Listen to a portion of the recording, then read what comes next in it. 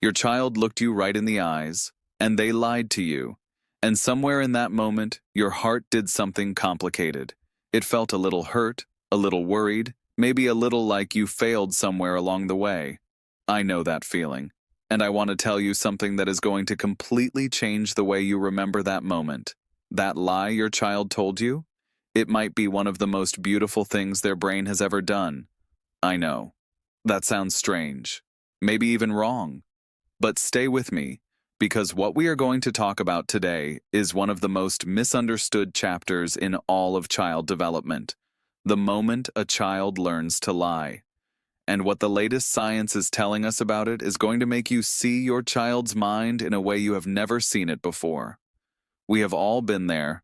The broken cookie jar and the wide-eyed child standing right next to the pieces, telling you they have absolutely no idea what happened. The homework that was definitely done but somehow never made it into the backpack. The teenager who said they were at their friend's house, and you found out later they were somewhere else entirely.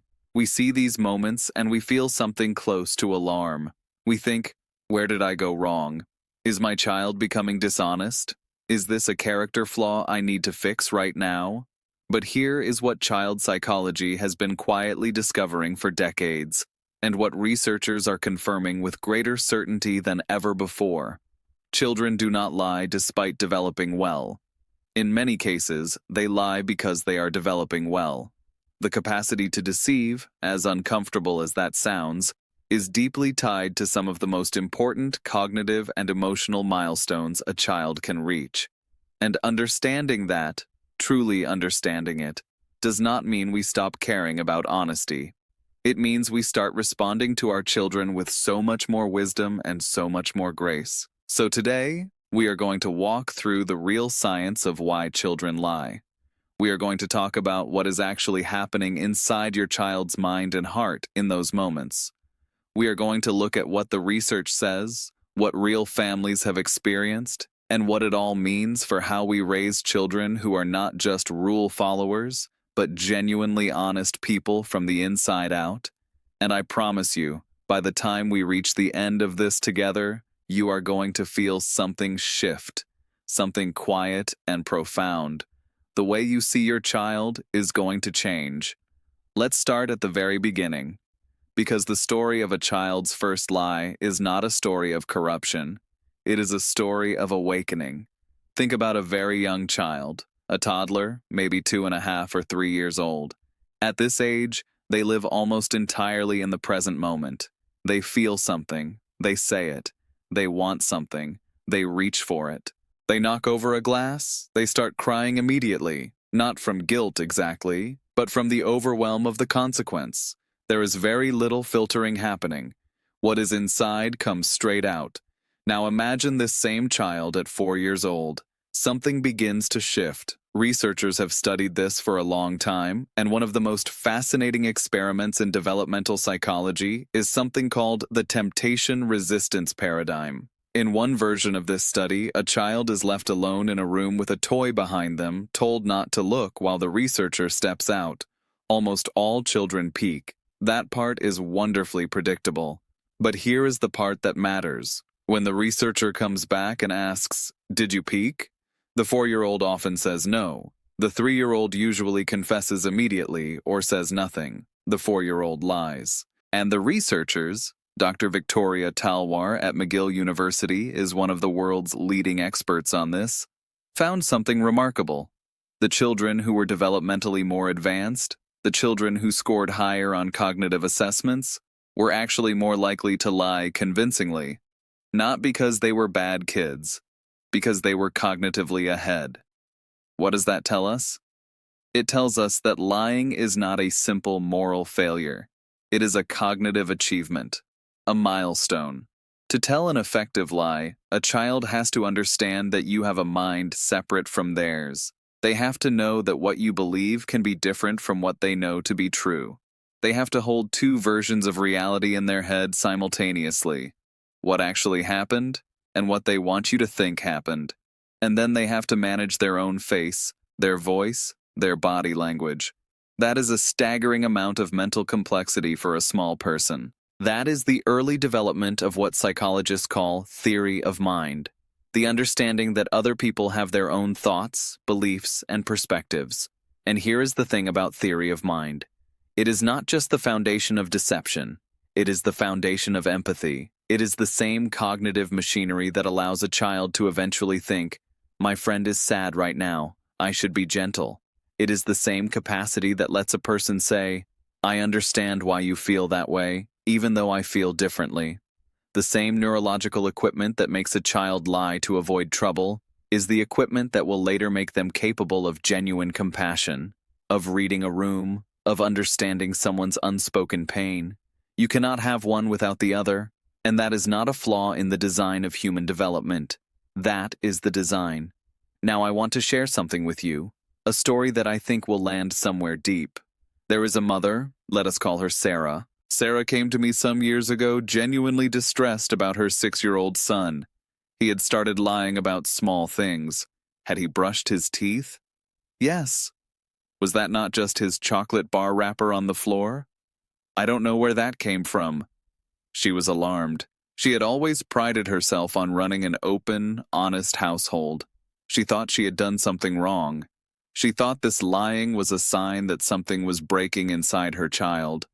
What I asked her was this: tell me about a time recently when your son showed you that he understood someone else's feelings. And she paused, and then she said quietly, last week his little sister was upset about something at school, and he went and got her favorite stuffed animal without being asked and just handed it to her without saying anything. And I watched something open up in her expression, because she understood in that moment that her son was not falling apart. He was growing. The very same brain that registered the complex social move of, I know what my sister needs right now, was the same brain that had figured out, I know what my mom is going to think if I tell the truth about this. That does not mean we leave the lying unchallenged. We will talk about that. But it means we enter that conversation differently. We enter it with recognition, not just correction. And what I am about to share with you will completely change the way you approach the next time your child is dishonest with you. Because there is a second layer to all of this that most parenting conversations never reach. And it is this: the content of a child's lies tells us something important about their inner world. Children do not lie randomly. They lie about specific things, and those specific things are almost always connected to what they fear losing, what they need to feel safe, what they most desperately want to protect. A child who lies about schoolwork is almost always a child who is afraid of disappointing you.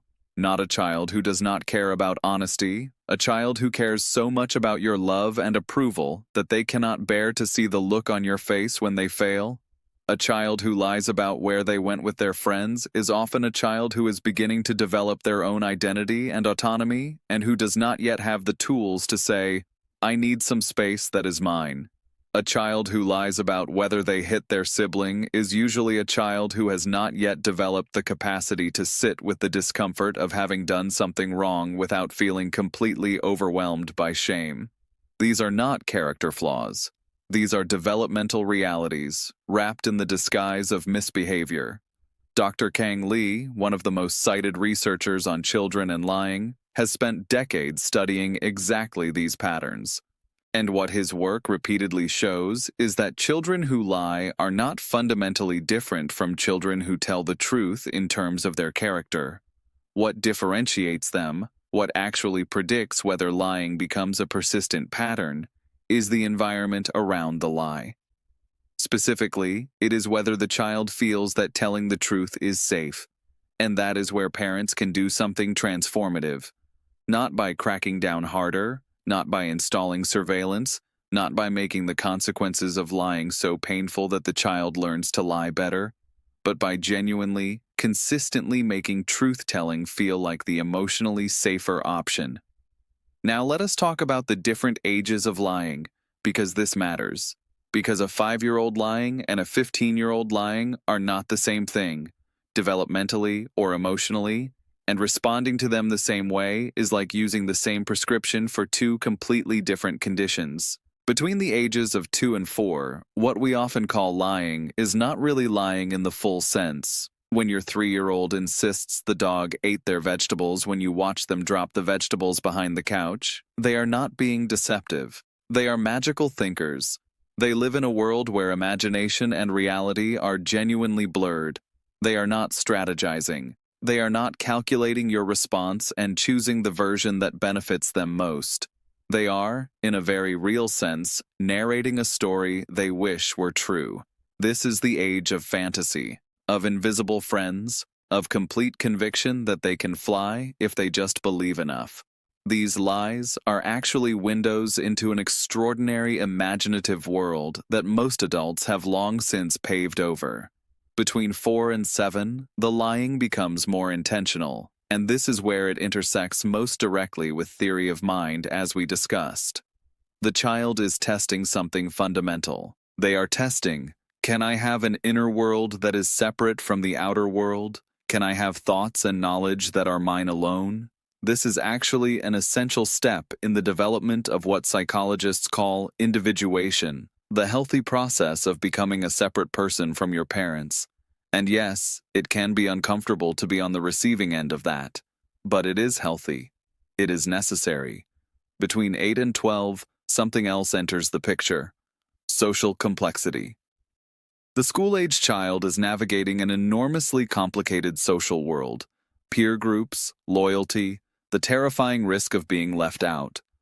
Some of the lying at this age is not really about the parents at all. It is about survival in that social world. Did you say that about me? No. Because the truth might cost them a friendship. Did you go to the party? No. Because the truth involves a complicated web of social allegiances that a 10-year-old does not have the language to explain to an adult. This does not make the lying acceptable, but it makes it comprehensible. And comprehensible is where wisdom starts. And then adolescence. Oh, adolescence. If you have a teenager, I need you to take a breath, and I need you to hear this. The increase in deception during the teenage years is one of the most well-documented and, I would argue, most catastrophically misunderstood phenomena in all of child development. We see a teenager pulling away, being secretive, telling us less, and we feel it as rejection. We feel it as failure. We feel it sometimes as betrayal. But what the adolescent brain is doing is arguably the most important work of the entire human lifespan. It is constructing a self, a separate, autonomous, independent self. And that process genuinely requires, a private inner world. It requires a space that is not accessible to parents, not because the teenager is rejecting you, but because that separation is how they develop the capacity to eventually stand alone in the world. The secrecy is not pathology. It is preparation. The research of Dr. Nancy Darling and her colleagues found something that should be tattooed on the foreheads of every parent of a teenager. She found that adolescents who felt their parents were highly controlling and would react with anger and punishment to honesty, those teenagers lied more. But teenagers who felt their parents were warm, that they could handle difficult truths, that conversations about mistakes would not end in explosion, those teenagers were more honest, not more obedient, more honest. The relationship was the variable, not the rules, not the consequences, the relationship. And I want to sit with that for a moment because I think it deserves it. The quality of your connection with your child, your genuine warmth, your ability to hear hard things without shutting down or blowing up, is the most powerful honesty-building tool that exists. More than any punishment, more than any reward chart, more than any lecture about integrity, your relationship. And you? Has your child ever told you a lie that, looking back now with fresh eyes, you can see was actually a cry for something, for safety, for approval, for space, for protection? I would genuinely love to read about it in the comments.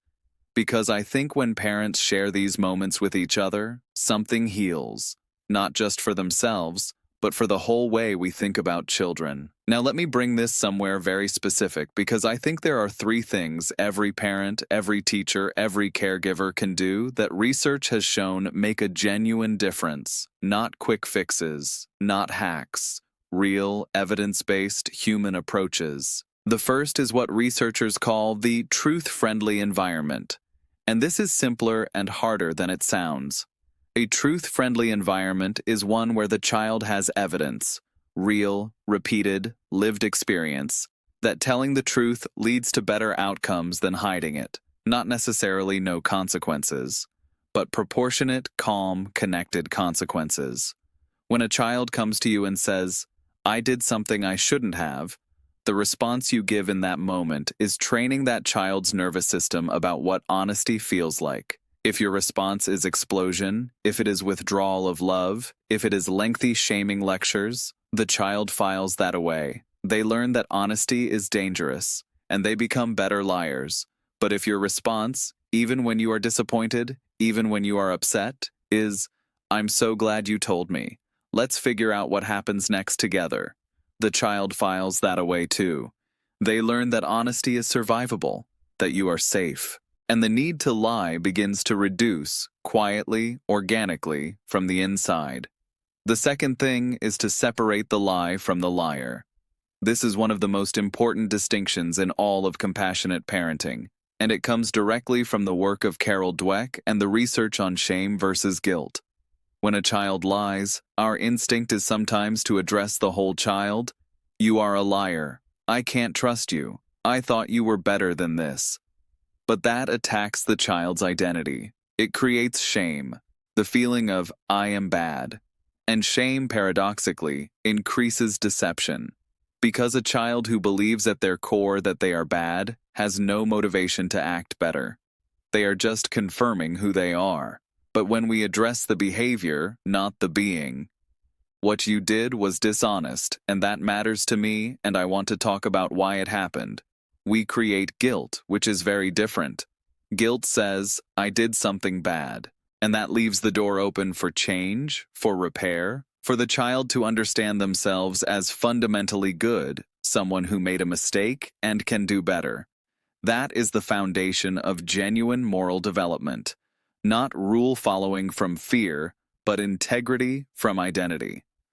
The third thing is the most powerful and the least talked about. Model honesty. Out loud, in front of your children. And I do not mean grand gestures of transparency about complicated adult matters. I mean the small daily moments that children are watching with so much more attention than we realize. The moment you tell a white lie on the phone and then turn around to find your 9-year-old standing there. The moment you exaggerate a story for effect and catch your 12-year-old's knowing eyes. Children do not primarily learn honesty from what we tell them.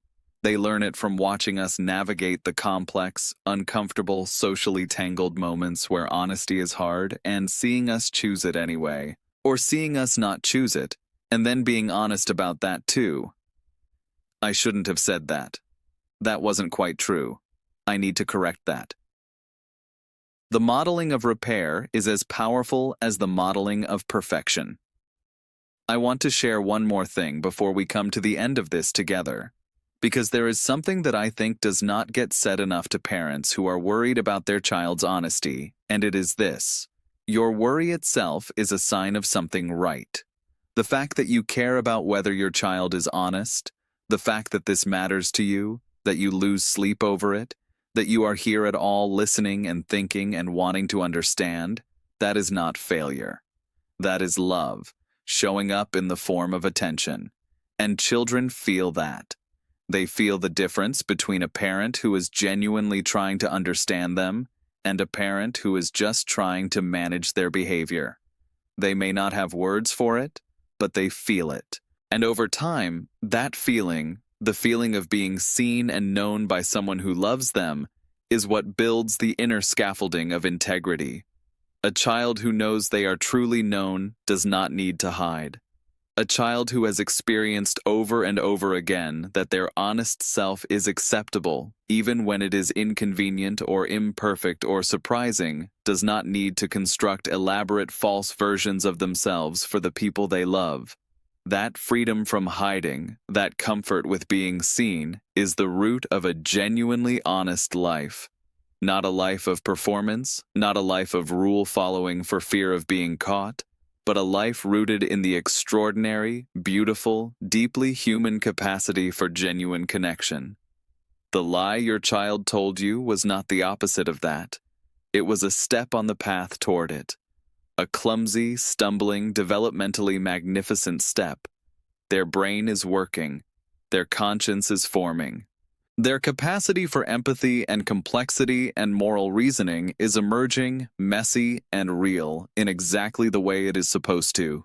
You have not failed. You are watching something remarkable unfold, and now you get to be part of shaping where it goes, not with alarm, not with shame, but with understanding, with steadiness, with love that is bigger than your child's imperfection and bigger than your own. That is the most extraordinary thing any of us can offer a child. And it is enough. It is more than enough. Thank you for being here. Thank you for caring this deeply. And if this changed something in the way you see your child today, please share this with someone who needs to hear it. Because somewhere out there, a parent is sitting with that same complicated heart feeling after their child looked them in the eyes and lied, and they are wondering if something is broken. Help them know that it is not.